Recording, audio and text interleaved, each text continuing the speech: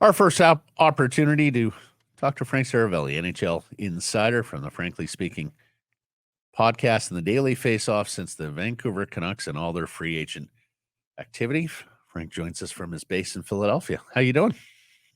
I'm pretty good, guys. Nice to get a chance to take a breath and take a sober second thought at what was free agency. Yeah, well, before we get into the Canucks, you have a big takeaway. Like, I know you guys did the show, the free agent show on Canada Day. Were you surprised by anything? Were there any trends that emerged? What did you make of the day writ large in the No, NHL? I think there's always a big reaction to some of the larger deals that are handed out. And, people would say, hey, can't believe this guy got this much term. Can't believe, 7 years for that guy. And I understand the criticism, like it's totally fair and warranted. However, when you look on a chart of all the deals that were signed, I think there were 5 6-year deals and 5 7-year deals. I mean, we're not really talking. There was 143 1-year deals.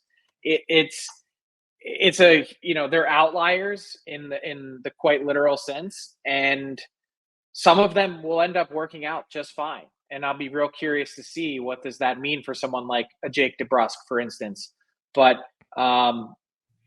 it feels like at times there's a bit of an overreaction when it comes to evaluating the market and really what actually took place on July 1. Well, the Canucks should count themselves lucky, according to those stats, that they at least caught a decent-sized fish and had an opportunity to improve their club. You talk about sober second thought as well. Writ large on the Canucks acquisitions. Then, what's your report card there as a whole? Because we had guests on last week who said, hey, the Canucks did okay, blah, blah, blah, explaining and we had a couple of fans in the reaction go, did okay? Are you kidding me? They did amazing. Like, there's still some debate as to exactly how much success the Canucks had on July 1st. What's the report card from your eyes? I kind of report card, if I were to look at what could have been, like, those things don't count. It only really matters what ended up being. Correct. We know that they had a ton of interest in Jake Gensel. We know that didn't happen.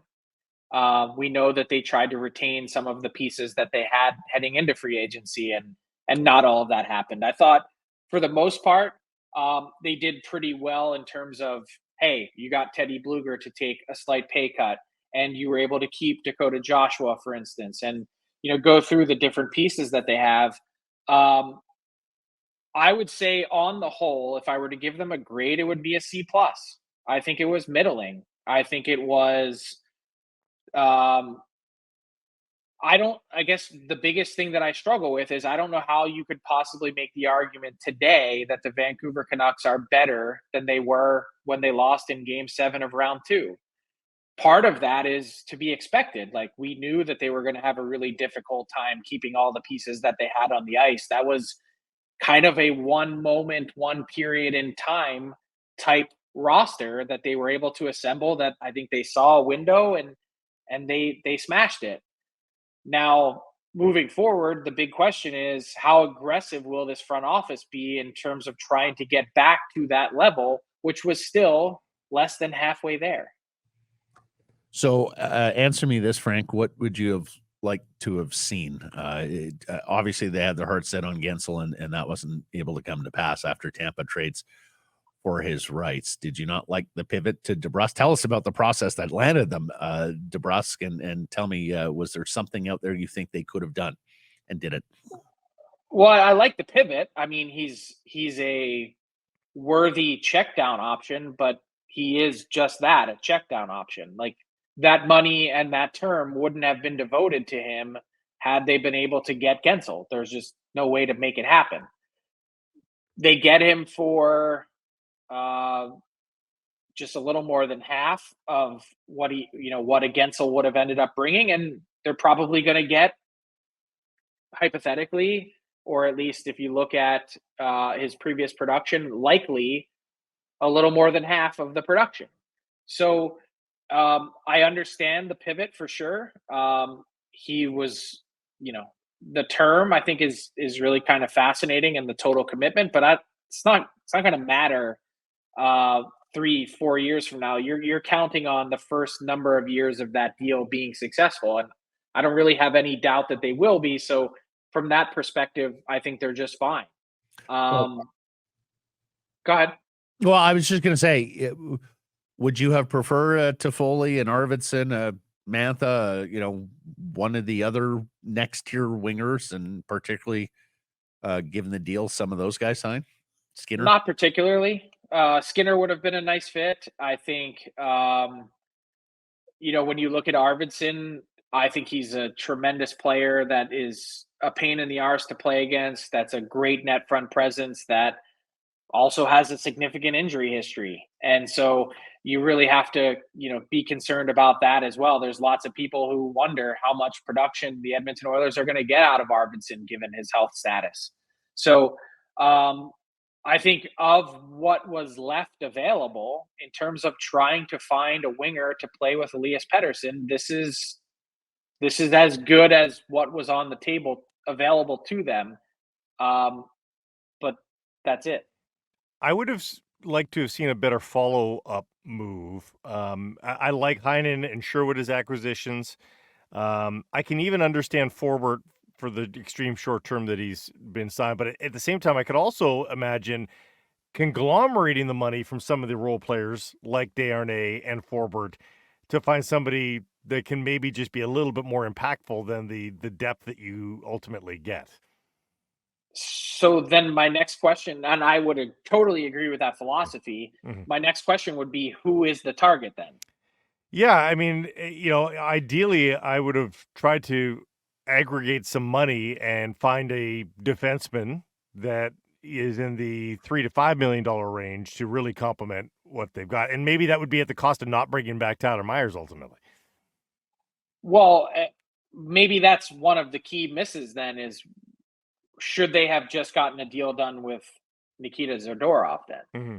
Because money-wise, it would have been definitely possible to do so, given how all of this transpired. I think the problem for the Canucks is once they got to a certain point where they were kind of devoting or allocating that money to Gensel, the market was moving so rapidly that I think there's a lot of guys, wink, wink, this never happens with tampering. There's a lot of guys that started to sweat and said, hey, I can't be left holding the bag here. I've got to lock in on something and, wait until 12:01 to actually sign the paper. But I got to land somewhere because so many of the jobs and cap space, it was all allocated by a certain point in the process. I'd say really not long after arriving in Vegas for most of these teams, everyone had a pretty good sense of what the market looked like. Two follow-ups, one on the defense, but one on the tampering, Frank, since you mentioned it. It's extraordinary how many deals were seemingly done in the minutes after noon Eastern time.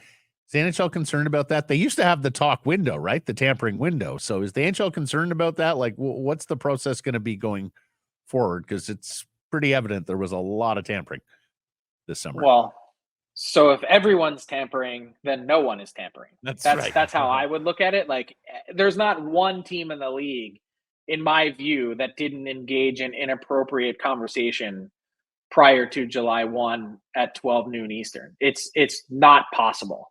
So everyone's guilty. I don't know how you'd possibly police it. And taking a larger view, the NHL fell victim here to its own schedule. You have a draft and a free agency and a cup final in that condensed of a period of time. You couldn't even do an interview period or window if you wanted to, unless you changed the date of free agency itself, which there have been calls to do that forever, and they've resisted those on a Canadian holiday. They don't care. That's the start of their next fiscal year, and that's the start of the next contract. So I don't think they're terribly concerned. No one has said a word to me. No one has whispered that this is something that is even on the league's radar. Okay, the work they did do on defense, Forbort and Desharnais, your thoughts there? Scoreboard is a guy that I think a lot of people seem to like. He's a well-respected player in the sense that everywhere he's gone, he's been a good fit team-wise, which I think is important when you're talking about that role on a roster. I like Desharnais. I saw him a ton, obviously, during this playoff run and throughout, his sort of bursting onto the scene as a classic late bloomer.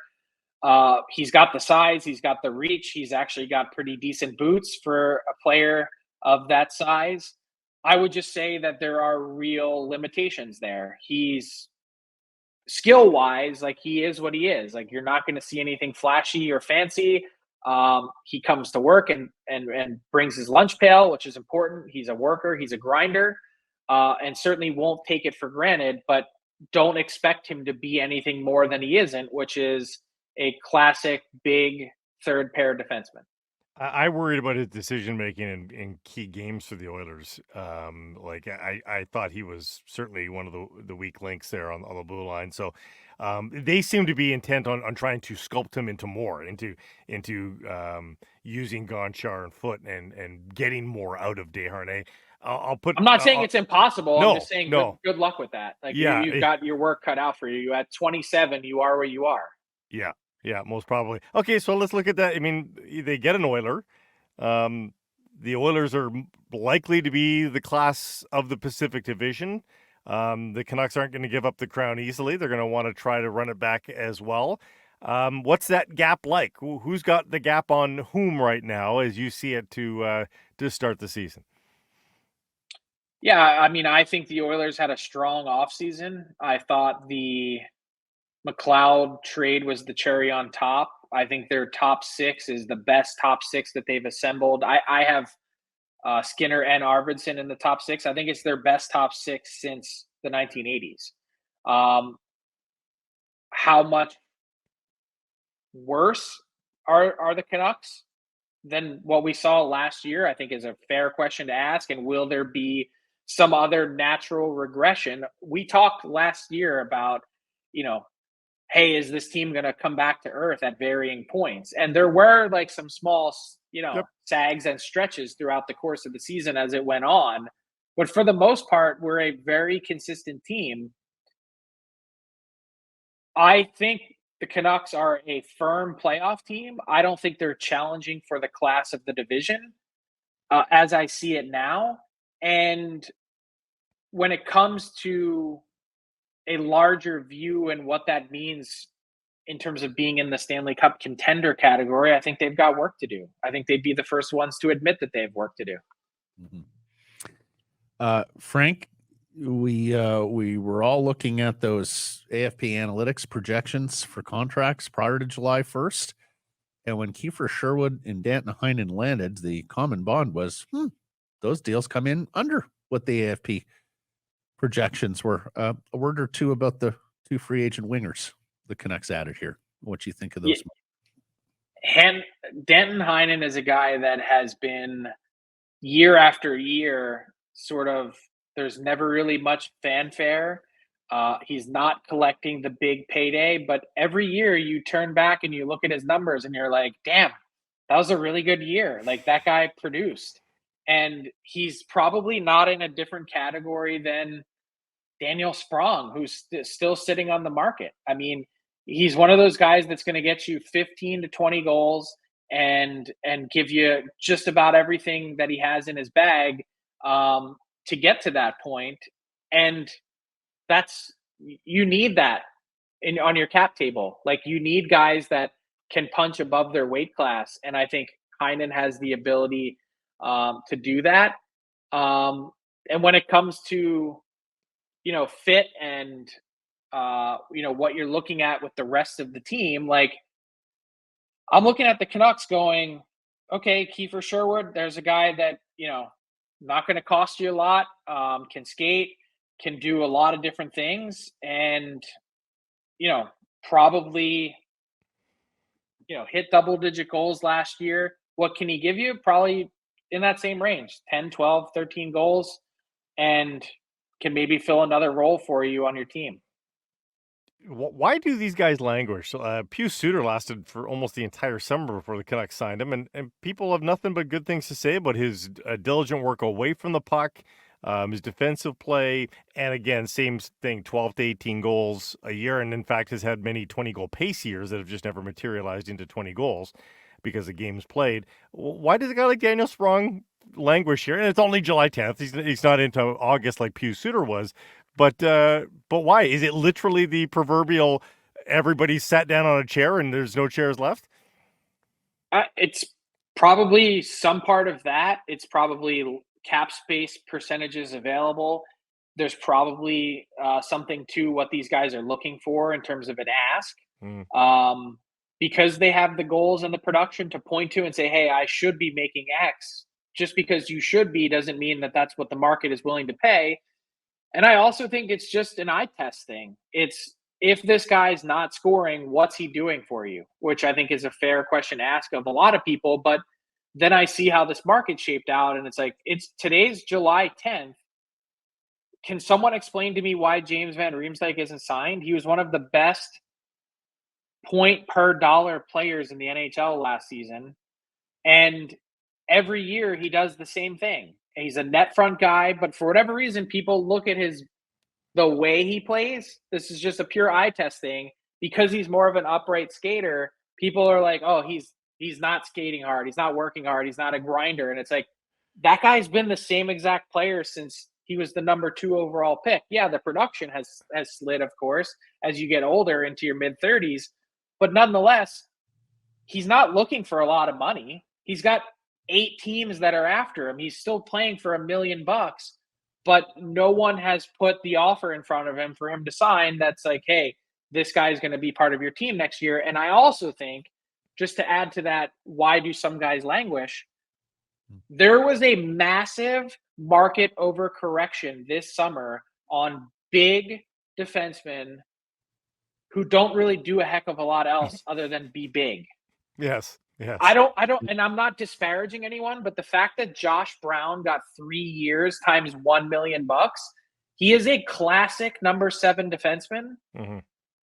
So that's fine. Like, you need those guys to fill out your team. But Tyson Barrie has 550 points in 800 NHL games. He doesn't have a deal. Tony DeAngelo, totally different set of circumstances, but a 50-point defenseman. He doesn't have a contract. Kevin Shattenkirk, classic power play guy. He doesn't have a deal. These are all bona fide, solid NHL defensemen that give you points that are sitting here on the market because everyone likes guys that have beards and tattoos. All good. I'm just saying that you need those types of guys too. Beards per 60. Yeah, beards per 60. Wingspan per 60. Very, very big. I hear you. Frank, we've dealt with the Oilers, and I don't think we have to deal with Anaheim, San Jose, or Calgary. I think we know what's going on there. But Kings Knights, Kraken in that middle of the Pacific Division. Whose work do you like there? Which one would you be most on the lookout for come next season? Who's vying for second in the Pacific Division? It's the Canucks. So yes, I'd go alongside. If I were to order the division, it would be Edmonton, Vancouver, Vegas, LA, Seattle. So not bullish on the Seattle moves. I mean, I'm personally not. I really like Chandler Stevenson as a player. I think he was an underrated part of that team. Also ended up being an NHL All-Star one year, which gives you an indication of how important he was. And I look at the back end and I see the deal for Montour, and I get that he, is coming off 2 seasons ago, a 70-plus point campaign, fantastic skater, and he'll do different fancy things that'll certainly add a different element to that Seattle blue line. I don't know how much they move the needle, though. That Seattle team still needs difference makers. And I find Stevenson and Montour to be great support pieces, but not drivers. They're not passengers, but they're not drivers. So personally, I think what happened 2 years ago for Seattle is the worst thing that possibly could have. They got a taste of the playoffs. Maybe not all that different than the Canucks. Certainly outkicked a bit of what they probably should have done. And they totally regressed back to where a lot of people thought they would be last season. It cost their coach their job, and it probably spurs on contracts like you ended up seeing handed out to Montour and to Stevenson, because someone somewhere, their owner, is pounding their fist on the table saying, we need to get back to the playoffs. Fans aren't renewing their tickets at the same rate that they were. Market buzz and all those things, it begins to fall off, and you end up making moves solely to pacify some of that. And I think that's a really difficult way to build a hockey team. Last question for me, Frank, but we talked about how it's the smaller skilled puck moving defenseman that seems to be frozen out here a little bit in free agency as everyone goes for the big defenseman. When I look at your trade board, Marner, Natchez, Ehlers, Sekeres, I know a couple of those guys have played the middle, but the scoring winger seems to be front and center on the trade block. And I'm wondering how busy and how motivated you think their existing teams are on making these moves. How you see this playing out? Yeah, I'd say really motivated. A bunch of them are, certainly in terms of the Carolina Hurricanes and Marty Natchez and the Winnipeg Jets and Nick Ehlers. And in a different way, I think the Toronto Maple Leafs to see change. That's the one part of, if we were to circle back and put a bow on our Canucks free agent conversation, should they have potentially left more powder dry to be able to get into some of those conversations if you didn't love some of the other, if you were to amalgamate or aggregate all your money and to be able to go after one of those players, was that should the Canucks have been more involved in trade talks to get a scoring winger as opposed to solely relying on free agency? How did they feel about that relative to a lot of the futures and draft picks that they already gave up at the deadline to get into that spot last year? Is a fair question to ask. But if you were to be able to get your hands on one of those players in their mid-20s that fits your age scheme, I'm not really sure that the future draft picks matter as much, especially if you don't have to dive deeply into your draft pool to make it happen. And why wouldn't the Canucks be willing to move a player or two off their roster to do it and rejig things? I wouldn't say that they're totally out of the mix, but I think it's a fair question to ask. Yeah. And it's a totally fair question to ask. I think most people, the stock answer for most people, Frank, would be they just don't even have the assets that would tantalize any of these teams. And you'd have to be willing to trade Jonathan Lekkerimäki. But I don't even like while people have high hopes for Lekkerimäki, he's not a gold chip prospect. Like, he's not guaranteed. So do they even have the assets to reel in one of these guys? You'd probably have to be dealing players off of your roster, which then comes back to the same question that we asked at the beginning of the show, which is, or segment, are the Canucks better? Mm-hmm. Yeah. Well, and look, you're hoping Lekkerimäki turns into one of these type of players. Like, if Lekkerimäki turns into Natchez, Ehlers, or Ehlers, or that's a home run. Right now, if he does it, at least in the first few years, he's going to be awfully cheap, and that's a massive, massive advantage. But long way to go before he turns in for sure to one of those guys. Anyways, we suspect there will be some trades this summer, Frank. Much appreciate the time here, my friend. Thank you. Of course. Have a great summer, guys. Hey, everybody, if you're enjoying what you're seeing here, then follow along with Sekeres and Price on YouTube. I promise more content coming. The kids call it subscribe on YouTube. Well, how about liking it? Do that as well. Smash it right now.